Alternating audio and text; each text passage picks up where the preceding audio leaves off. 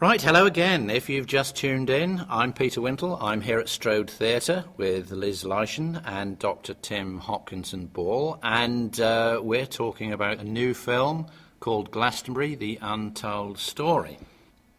Was this an enjoyable experience? Was it good? Oh, good Lord, yes. It's. I shouldn't admit this, but it's been tremendous fun. I mean, I haven't previously done pieces straight to camera, or driving and talking to a camera, or indeed walking up church towers with cameras in front of me. So this has all been quite new, but it's been the most fabulous experience. Also, of course, meeting people that I wouldn't otherwise have met. So yes, it's been quite a journey. Right. I'm interested in going up church towers. Have you been places you shouldn't have been, Tim? Well, we've been places that you wouldn't normally expect people to go, put it that way, yes. But always with permission. But always with permission, of course. Yes. Well, actually, it's very difficult to go up a church tower with a film crew if you haven't got permission, it has to be said. OK, yeah, I appreciate that. You must have seen some wonderful views of the place. Then. Yes, we have, and hopefully views as well that people haven't previously seen. And probably won't, actually, because I somehow doubt that our view that we had from the top of St Benedict's Tower will ever be made available publicly. OK, well, look, we have an incredibly interesting film made by and for local people, but I guess this might go further. Will we see it hit the even bigger screen later on, perhaps? We don't honestly know yet. We should say that the film is made by Tim Fogg and Chad Williams of For Real Films, who are based in South Somerset. I was really keen to have Somerset filmmakers on this, you can understand that. But they've come in and they've done a stunning job, they really have. And I think they've enjoyed it too, haven't they, Tim?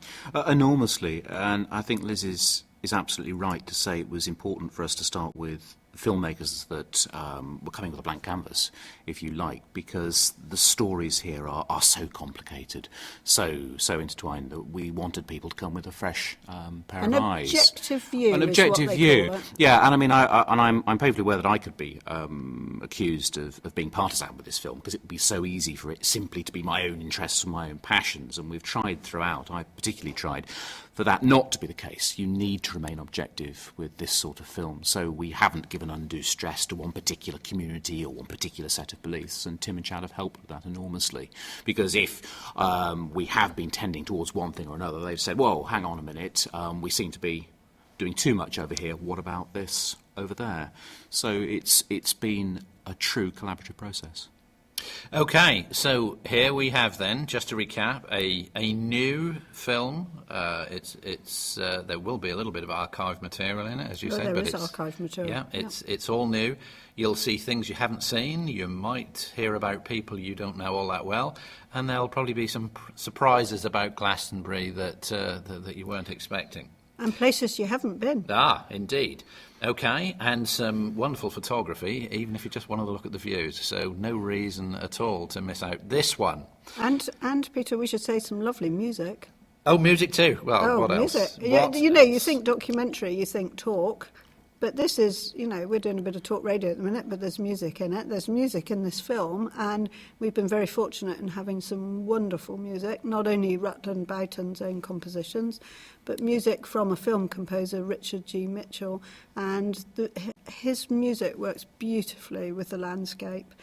So 40 hours of filming, lots of people that you've spoken to. Will there be any names that I recognise there, Tim? Oh yes, absolutely. We've been incredibly lucky in this project. Everybody we've approached has said yes, they'd like to take part, and so we've got big names that people are going to be very familiar with, people like Michael Eavis, who needs no introduction, Geoffrey Ash, local historian, Charles Hazelwood, the internationally known conductor, but we've also got others that are more local. For example, Kay Witch, also known as Mistress Alice, the living history presenter at the Abbey, Cathy Jones, the priestess of Avalon, and last but not least, Dom Aidan Bellinger, who is abbot of Downside Abbey at Stratton-on-the-Foss.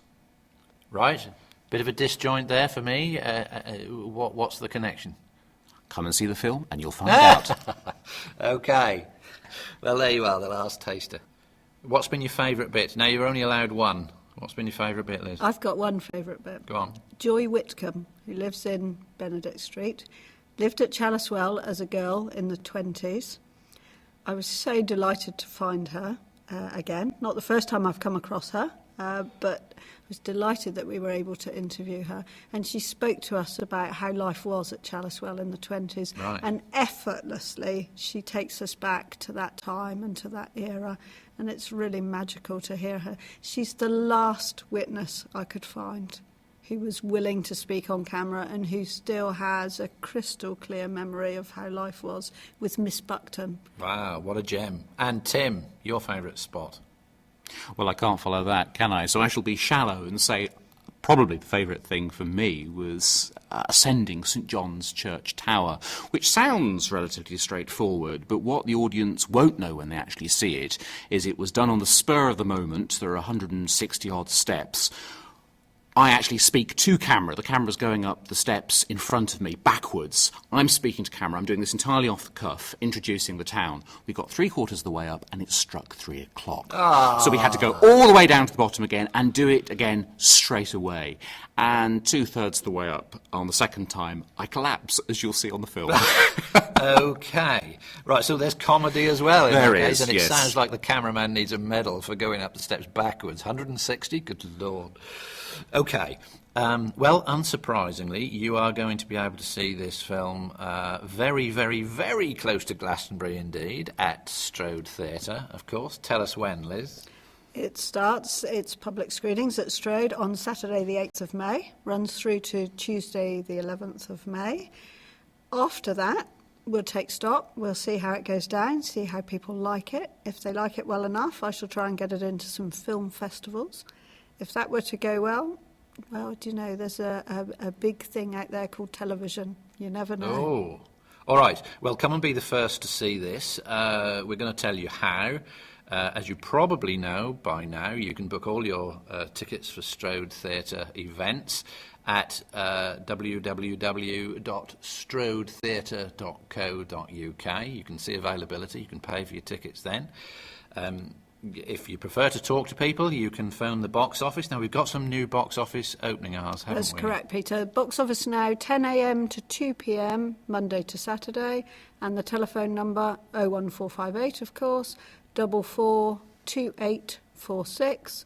Or between 10 and 2, of course, you can call in, as lots of people do. We're always really pleased to see you. Excellent. And if you'd like to have a go at online booking, but you're not quite sure how to go about it, well, you can phone the theatre on the number that Liz just gave you, and they'll happily talk you through.